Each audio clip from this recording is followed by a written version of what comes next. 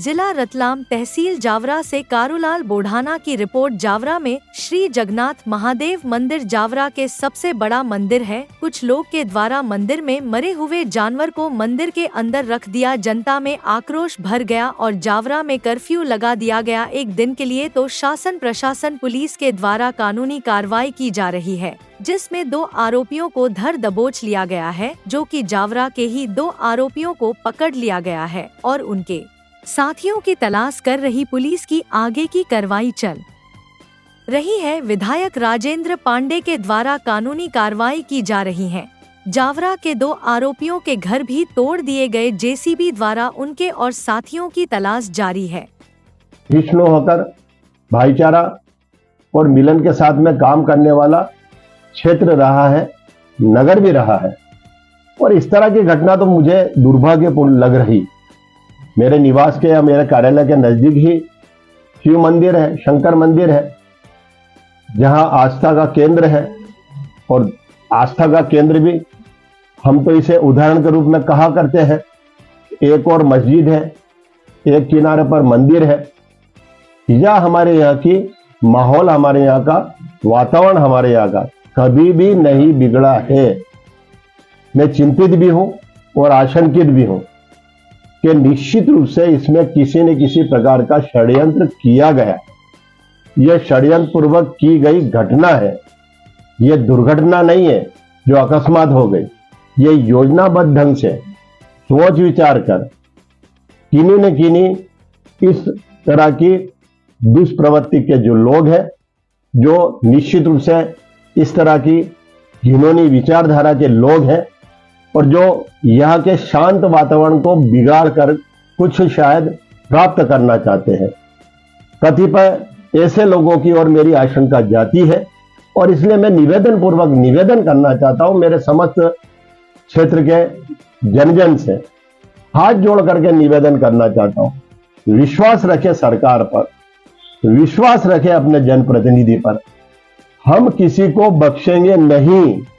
किसी भी स्थिति में, चाहे जैसी परिस्थिति हो, हम जड़ तक पहुंचने की कोशिश करेंगे। मैं सुबह से उठा हुआ हूं। जैसे ही पुजारी ने आकर के यह सूचित किया, मैं 5-7 मिनट में ही वहां स्थान पर, मंदिर पर पहुंच गया था। और तब से लेकर अब तक मैंने स्थानीय प्रशासन से लेकर, जिला प्रशासन से लेकर के संभागीय प्रशासन से लेकर माननीय मुख्यमंत्री जी को भी इस घटना से अवगत करवाया है। मैं पूरी गंभीरता के साथ में अपनी निगाह इस घटना पर लगाए बैठा हूं।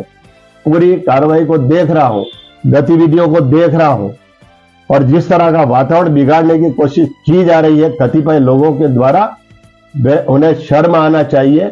ऐसे माहौल में तो कहीं न कहीं पहुंचकर, कहीं न कहीं पहुंचकर, कहीं न कहीं जानकारी प्राप्त कर उन तत्वों तक पहुंचने की कोशिश करना चाहिए। उन असामाजिक तत्वों को गिरफ्तार करने की आवश्यकता महसूस होती है। कुछ गिरफ्तारियां हुई है, प्रशासन ने मुझे अवगत कराया।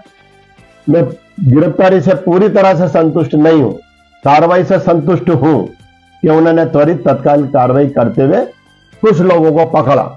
और मैंने तत्काल कहा है कि ये तो मजदूर जैसे लोग हैं, इनसे कहीं ना कहीं किसी व्यक्तियों के द्वारा, कतिपय जो मेरे लिए मैं कहूंगा वे संदिग्ध लोग हो सकते हैं, वैसे संदिग्ध लोगों के द्वारा जो षड्यंत्र किया गया है, उन षड्यंत्रकर्ताओं तक पहुंचना चाहिए। इनके माध्यम से तब तक निश्चित रूप से पूरा संतोष नहीं आ सकता।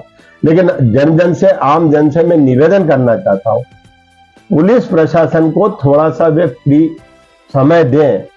अगर वो स्वयं को, जनता को नियंत्रण करने में लग जाएंगे, आप हम सब विचार करें कि आखिरकार वे उन तत्वों तक कैसे पहुंचेंगे।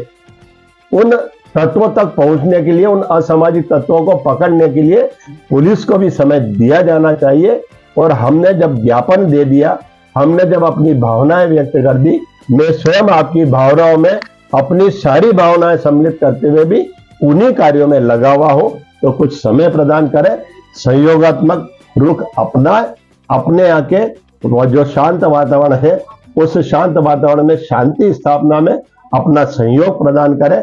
और इसमें सभी के सहयोग की अपेक्षा मैं करना चाहता हूं। मैं किसी तो वर्ग विशेष की बात कदापि नहीं करना चाहता।